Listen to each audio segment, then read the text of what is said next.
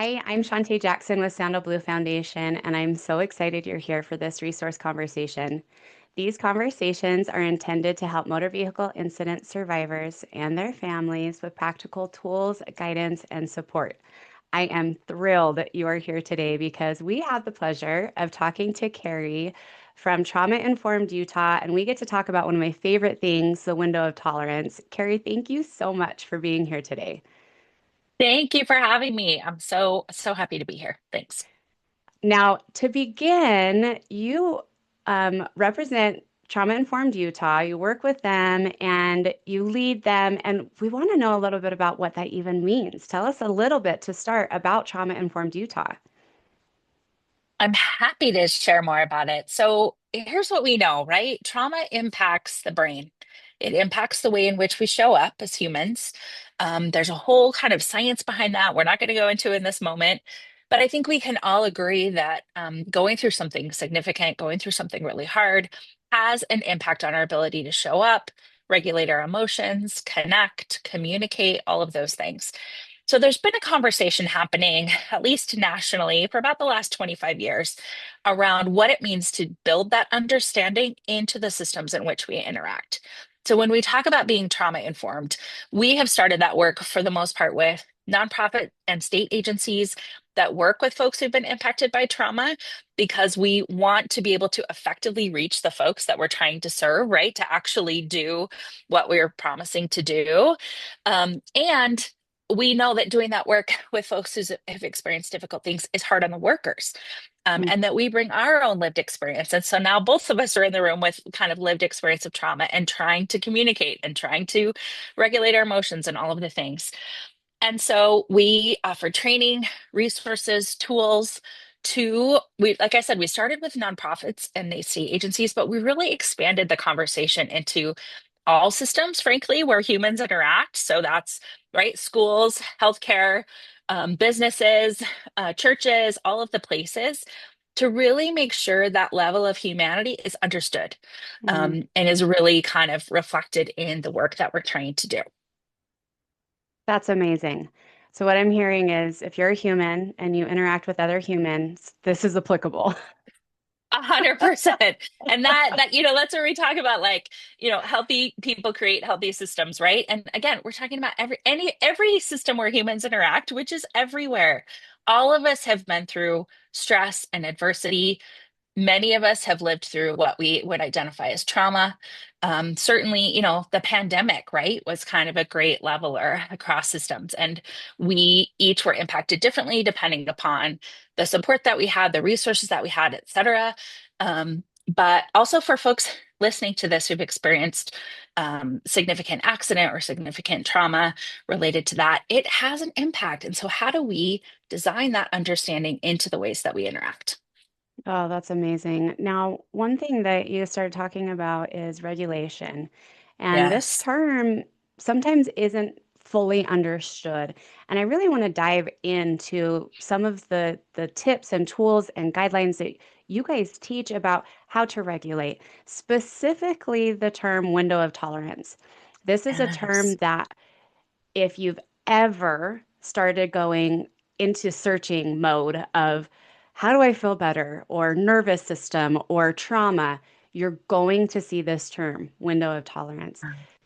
But it's not always understood in a simple way. So give us just a really basic overview of what window of Yeah. tolerance is, and then we'll dive in more. Yeah. So picture a window, right? You're looking out a window in your house. And I can see the mountains and I can see the trees and like the sun is shining and I have a sort of clear view ahead. The window of tolerance, when I talk about the window of tolerance for myself, it's a clear view into me. We talk about it like I'm cool, calm, and collected and connected. Like it's where I'm showing up as my best self. I'm able to engage in meaningful conversation with you. I'm able to kind of regulate my emotions so that I can be present for my kids or my partner or whatever that looks like. So it's the place where I have the clearest view of who I am. Sometimes we get kicked out of the window. Sometimes things get loud in our house and, and we get upset. Sometimes We go through something difficult and we get upset. Sometimes we have moments where we just need to numb and sort of check out. We all get kicked out of our window. So we're not always 100% at our best, right? That's a very human thing that we're not always 100% at our best. So the trick is, how do we identify when we're out of our window? What does that look like for us? And then what are the ways that we can pull ourselves back in? Because I know, I mean, as humans, again, we're going through hard things, but we want to show up as our best. Like, I want to show up for my people. I want to show up for my colleagues. I want to show up for my family. And so bringing awareness and kind of tools around what I need to be able to stay in my window or pull myself back in when I'm struggling is really necessary. Mm. No, something that just hit me as you're describing this is, we do want to show up for our people. That's really important to Yeah. all of us. Those connections are very important, especially the ones that Yeah. mean a lot to us. The one thing you did not mention is what about showing up for ourselves?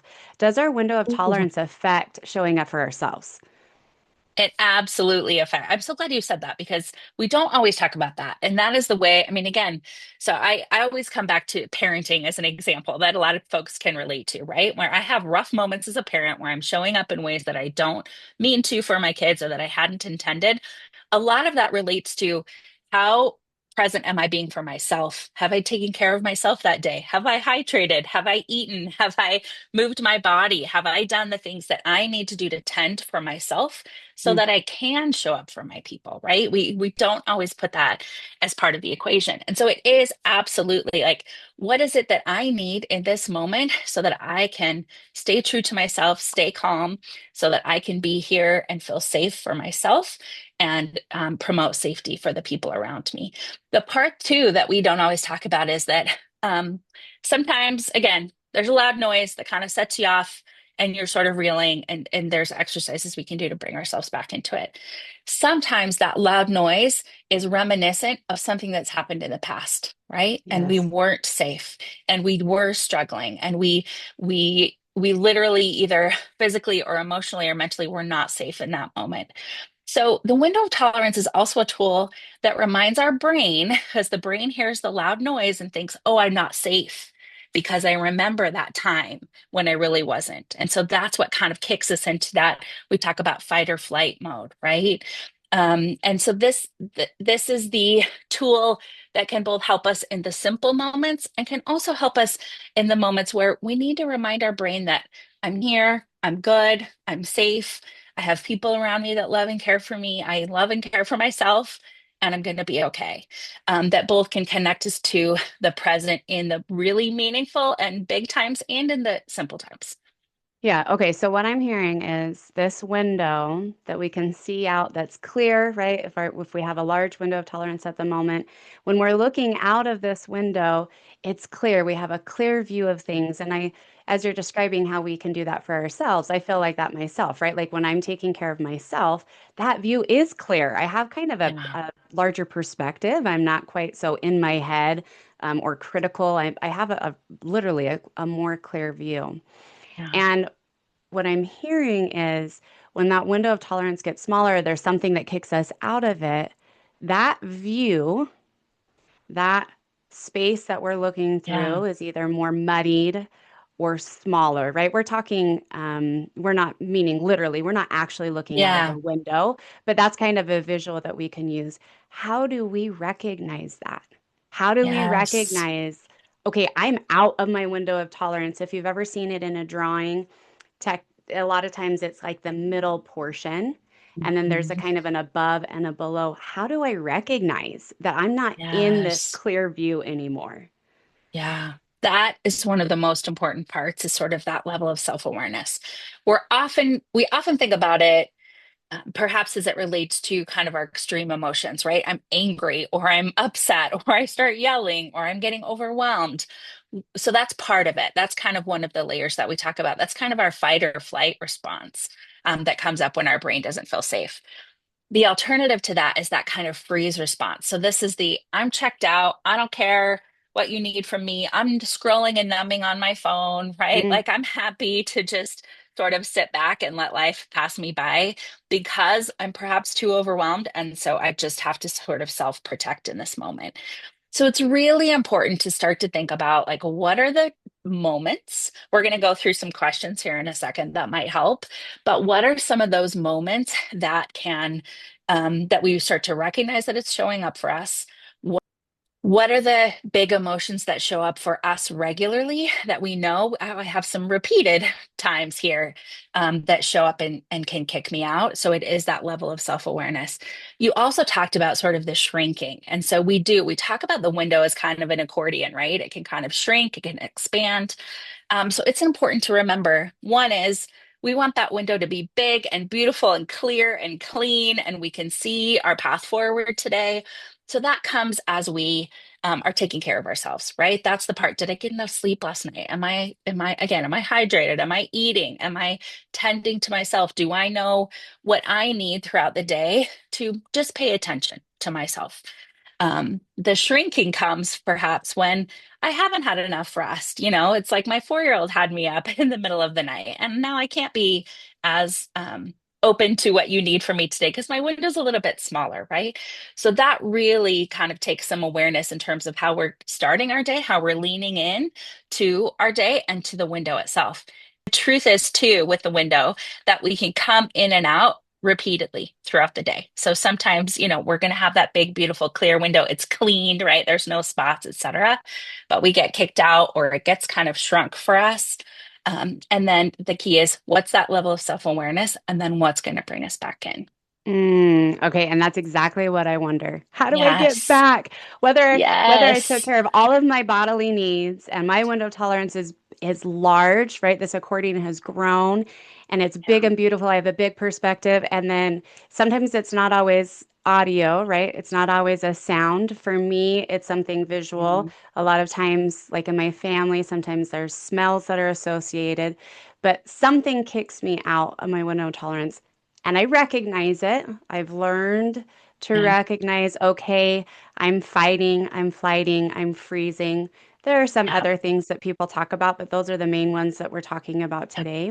And I'm recognizing that in myself, like, okay, I'm kicked out. I'm totally avoiding or whatever it may be, but I don't want to. I want to get back into my best self. I want to have a good perspective again. I want to show up for my people. How do I do that? It's such an important question. And the truth is it's really unique for each of us. So the key is really finding the thing that works for you. The most important thing to remember is that our senses are the best reflection of what will bring us back into our window, engaging our five senses. So I gave the example of the auditory example, and you also kind of pulled in like it's a smell that can kick you out. So using our senses is also the way to pull us back in. So do you have essential oils close by that can feel calming for you to kind of re-engage that smell, right? Or a favorite candle, or you talked about that auditory reflection, or we talked about it. For me, kind of listening to ocean sounds can be very calming, right? So I have an app on my phone. So what are the kind of sounds that you want to hear? So engaging the senses. We talk a lot about, meditation, deep breathing, journaling. All of those things are magical and needed, and whatever works for you, kind of keep doing those things. The piece about the window of tolerance is really that kind of reflection in the moment. What do I need right now? What do I need in the next few minutes that can pull me back in? Do I need a drink of water? Can I walk through something to engage my senses? A few quick examples. Some of you may be aware of the 5, 4, 3, 2, 1 exercise, but it's that kind of looking around. What are five, and naming for yourself? You can name them out loud. What are five things I can see? 4 things I can touch, 3 things I can hear, 2 things I can taste, and 1 thing I can smell, right? Or some version of that, whatever that works for you. And really, the purpose of that is that it brings us back into our body. And it Mm. reminds us of that thing that was calling back to that moment where I didn't feel safe. It pulls us back into our body. I'm here. My feet are in my shoes. I can feel myself in this chair. I'm safe. I'm well. I'm okay.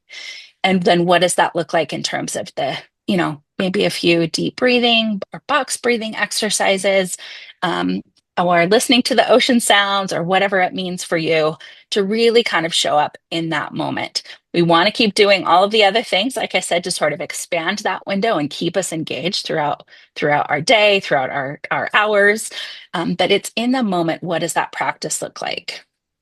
That's beautiful. And the thing that I'm hearing the most is do what works.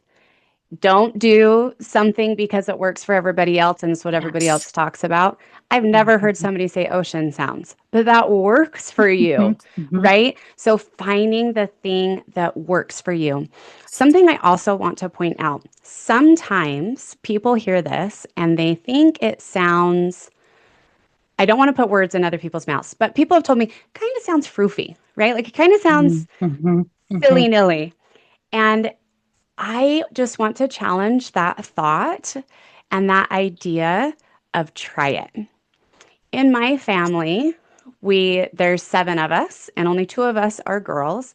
The rest are boys. And for all of my boys, and this is obviously individual, it's not always boys, but for them, going out and kicking a soccer ball around or playing wiffle ball together, or as a family, we throw a frisbee, something like that really helps. And that's what works for them, right? Some of them have a really hard time sitting down and getting to a stage of meditating because their mind goes so crazy, they're actually not being present. They go somewhere Yeah. else. That doesn't work for them. And that is something that I am hearing a lot of is do what works for you. And honestly, it doesn't matter what that thing is. Just find something that helps you be present, right? Is that essentially what we're going for? 100%. I'm glad you brought that up because I also have a 9-year-old boy who would say the same thing. Like he needs to move his body, right? And that's again part of kind of engaging the senses. So it is absolutely about what works for you. And again, the point is to bring ourselves back into our bodies and into this moment. Right here, right now, I am safe. I am well. I am okay. Whatever that needs to look like for you. And I'm happy, right? I can kick the ball against the house, and that's what kind of brings me happiness. And so, whatever that looks like for you, that's exactly what we're talking about. And I Now, have to say, oh, too, I've been leaning into the learning of Dr. Kristen Neff, where she talks about self compassion. And I appreciate what you said about, like that doesn't work for everyone. It's like, oh, that's a lovely idea. Like, be kind to yourself. But she's been talking more about fierce self compassion that really requires our action. And so it really is that kind of question to yourself of like, what is it that I need right now? I had a big moment in December when I was momming and doing all the December things and, working and doing a lot, where I had some real significant anxiety and I was trying to figure out what I needed. And it was no longer about just acknowledging what was going on for me. It was like, what do I actually need to do for myself? And I decided that I hadn't been moving my body a lot and I really needed to spend a lot more time doing that to kind of process some of that anxiety. So a lot of this requires our action, right? It is a decision, it requires practice, it requires action. And whatever that looks like for you is what will work and what will bring meaning to you. that's so, so well said. Now, something that you just mentioned reminds me in the window of tolerance, you can be, we'll call it above it and below it. I want you to explain that more, but Mhm. above it and below it. And that's why different things work, right?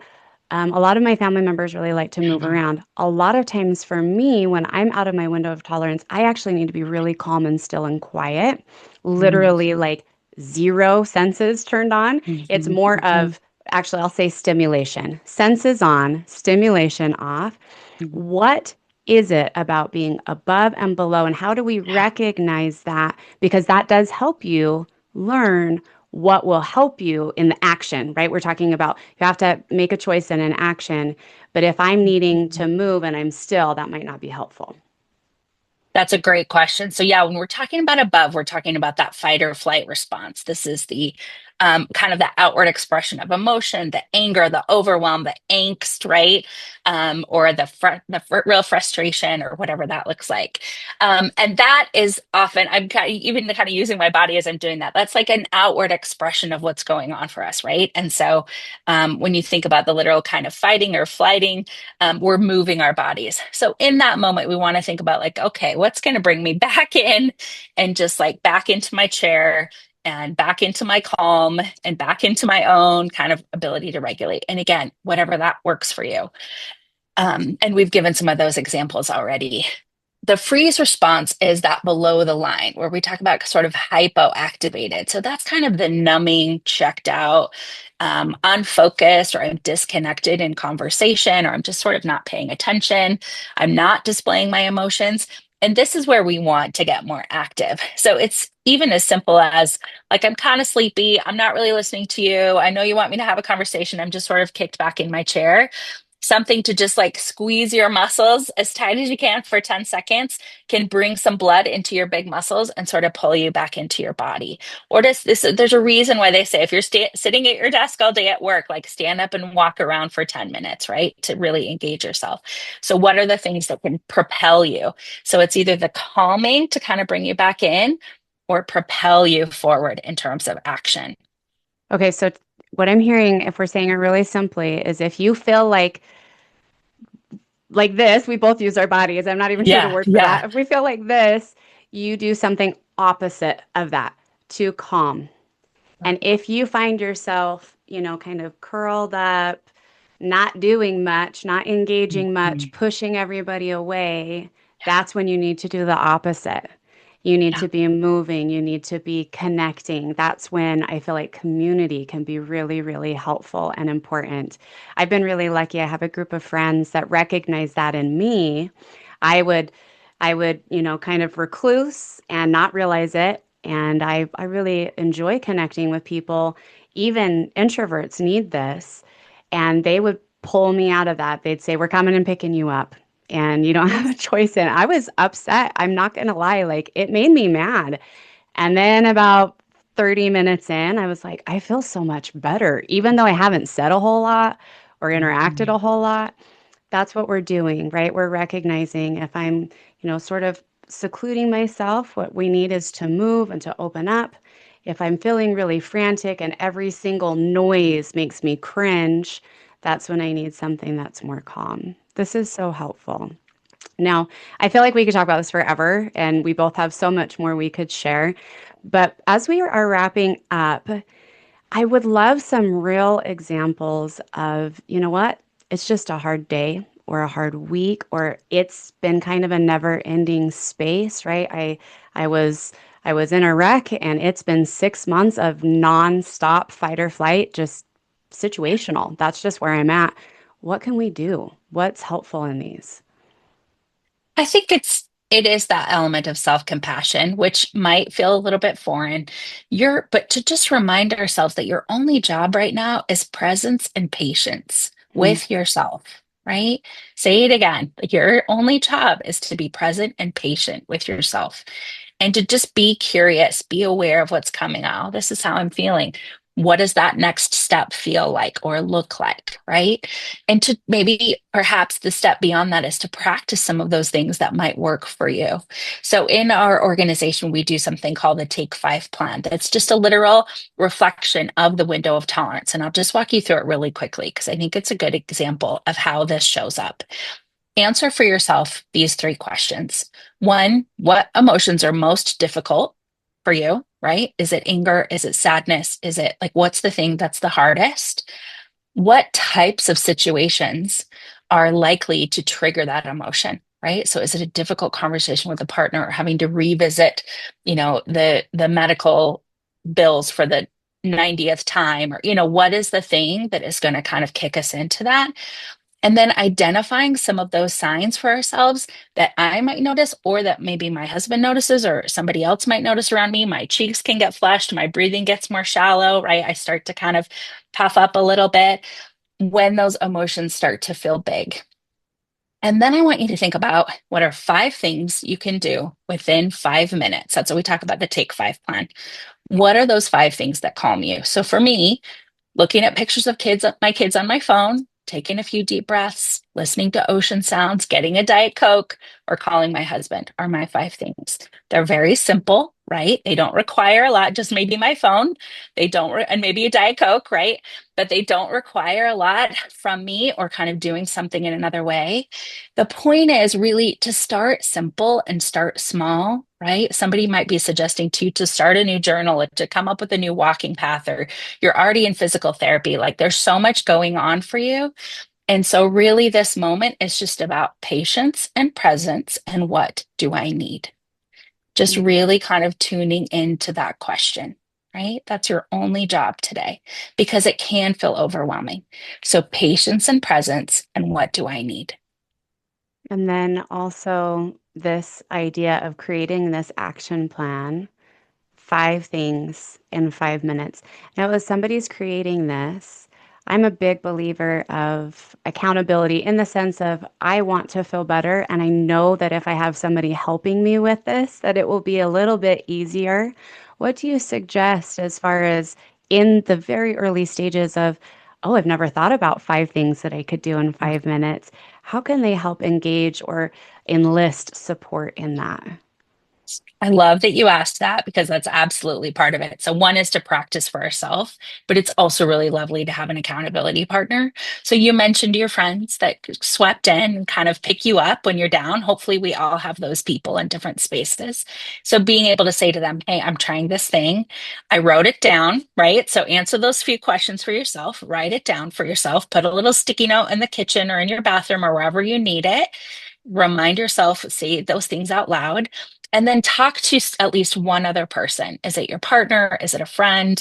Is it a parent? And say, this is something I'm trying this week. Would you check in with me? Come up with a date, check in with me on Friday and see how it's going, right? Just come up with a buddy. There are a lot of people in your world that are eager to show up for you and they don't always know how. And Shantae, you've spoken about this so beautifully. So this is a really concrete way that people can show up for you in a very simple way. So go through the questions, write them down, find a friend, and ask for some support. And what a beautiful thing to do in all your spaces, right? I'm instantly thinking, I want to do this with my family. I want to do this with my colleagues. I want to do this with my community teams that I work with because how awesome would it be for all of us to have a support that's healthy and natural and easy in all of our spaces, as well as what you talked about. I can now show up for those people in a way that I didn't know how to before. And it's easy, it's beautiful, it's healthy, it's actually helpful. And so to be able to have that sticky note in all your spaces and all your circles, as well as to be able to help them in return. Oh, it gives me chills at the idea of our communities growing like that and that we have support in so many places for us and in return to them.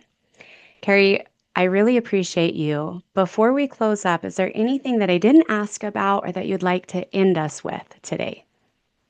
I just want to appreciate the time. So thank you for the conversation. We're eager to share this information with all of the humans out there, right? So please do reach out. You can find us through our website, traumainformedutah.org, or on social media. We're always sharing kind of tools and tricks like this one. And really, patience and presence with yourself. You are a gift to you, and I'm so glad that you're still here and that you're listening. And I appreciate you. So thanks, Shantae. Thanks for having me. It's a beautiful way to close. Thank you so much. And I can attest to their work. I've been able to be present for some of the things that they do, and it is so valuable, whether you know nothing about this stuff or a whole bunch of information about these types of topics. They have something for you that will be helpful both for you and for the teams and the people that you're around all the time.